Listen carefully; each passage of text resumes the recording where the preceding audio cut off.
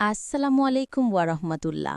প্রিয় দর্শক, আজ আমরা শুনব এক অনন্য ইসলামিক গল্প, যে গল্পের মাধ্যমে আপনি বুঝতে পারবেন একটি অনুতপ্ত অশ্রু কত বড় পরিবর্তন আনতে পারে একজন মানুষের জীবনে। এটি শুধু একটি গল্প নয়, এটি একটি শিক্ষা, যা আমাদের হৃদয়কে কাঁপিয়ে দেবে আর আল্লাহ দিকে ফিরে আসতে উদ্বুদ্ধ করবে। একদিনের কথা, বাগদাদের এক অন্ধকার রাত্রিতে এক যুবক ছুরি হাতে বেরিয়ে পড়েছিল শহরের পথে। তার নাম ছিল আমির বিন সাইদ। সে ছিল ডাকাত, খুনি আর মানুষের ভয়। যেখানেই যেত, মানুষ ভয়ে পালাত। সে বলত, আমি যাকে চাই তার জীবন কেড়ে নিতে পারি। কিন্তু আল্লাহ তাআলা কারো প্রতি অবিচার করেন না। সেই রাতে আমির ডাকাতি করতে গিয়ে এক বৃদ্ধা মহিলার ঘরে ঢোকে। বৃদ্ধা মহিলা তখন তাহাজ্জুদের নামাজে দাঁড়িয়ে কাঁদছেন, চোখের জল ঝরছে, ঠোঁটে দোয়া। হে আল্লাহ, আমার সন্তান পথ হারিয়ে ফেলেছে, তুমি তাকে হিদায়েত দাও।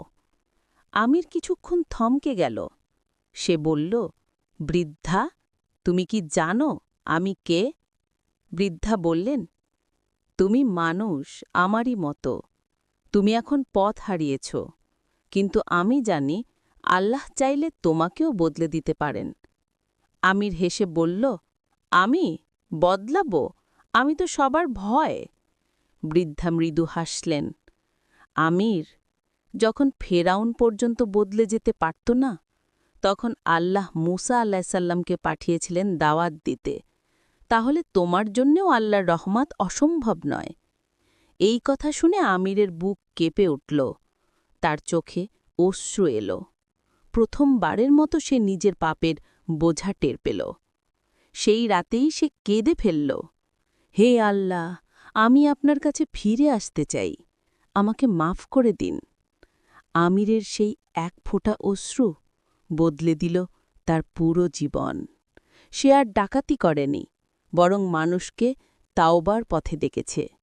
বছর কয়েক পর সে বাগদাদের একজন আলেম হয়ে গেল। মানুষ তাকে ভালোবেসে বলত আমির আল বাক্কা, যে এক ফোঁটা চোখের জলে বদলে গিয়েছিল। প্রিয় দর্শক, এই গল্প আমাদের শেখায় যে মানুষ যতই পাপী হোক না কেন, আল্লাহর দরজা কখনো বন্ধ হয় না। একটি চোখের অশ্রু, একটি সত্যি তওবা আর একবার আল্লাহ বলা জীবনকে বদলে দিতে পারে।